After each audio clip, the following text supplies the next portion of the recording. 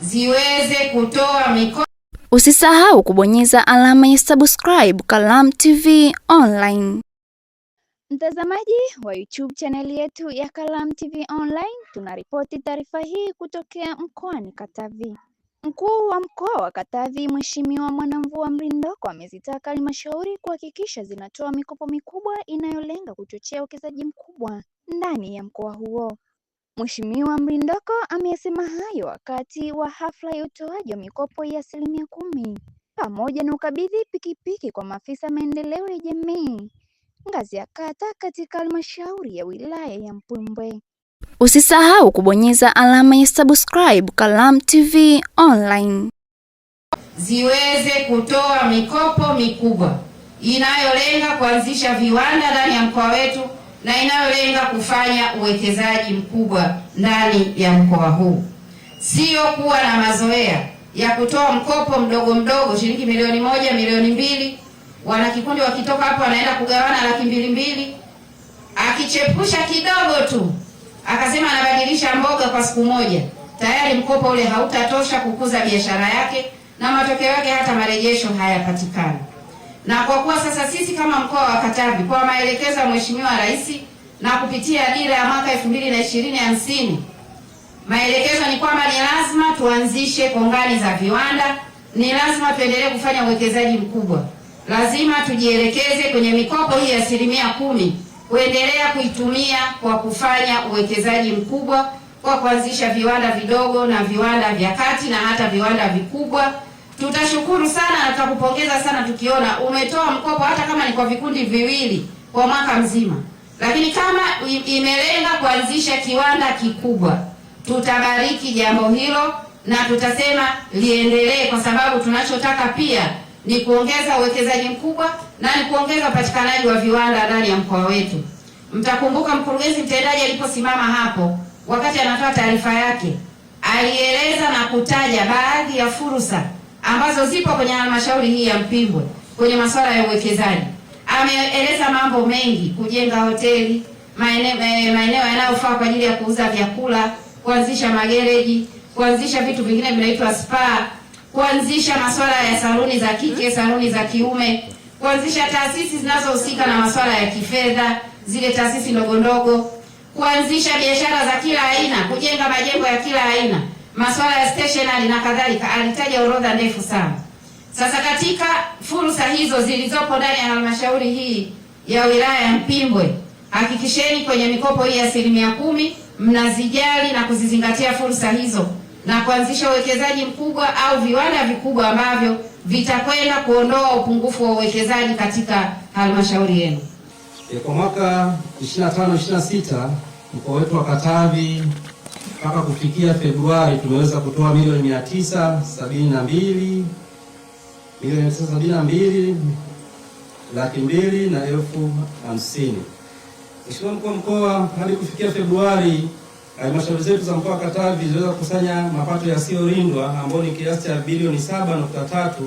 Kati ya fedha hizo milioni 777 ilikuwa ni 10% ambao imepelekwa kwenye vikundi vya wanawake, vijana na watu wenye ulemavu kwa mchanganuo ufuatao. Kwa upande wa wanawake, Mheshimiwa Mkuu wa Mkoa, imepelekwa shilingi milioni 542 na 800,000. Kati ya fedha hizo halmashauri ya manispaa ya Mpanda imepeleka milioni 429 na 800,000, lakini halmashauri ya wilaya Tanganyika imepeleka milioni 121 na 835. Halmashauri ya wilaya Mlele imepeleka milioni 15, Simbo milioni 61, Mpwembwe milioni 63.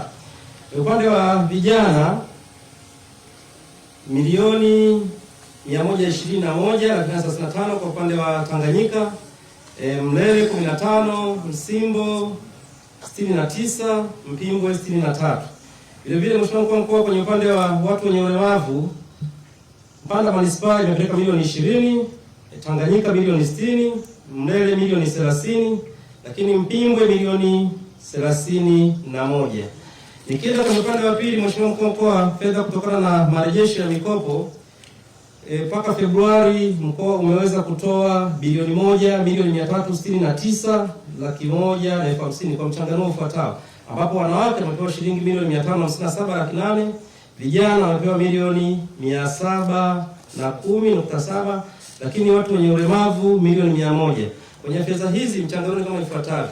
Mpanda Manispaa kwa upande wa wanawake wamepeleka milioni 119, lakini Tanganyika milioni 93, Mlele milioni 11.5, Msimbo milioni 115.7, Mpimbwe milioni 51.8.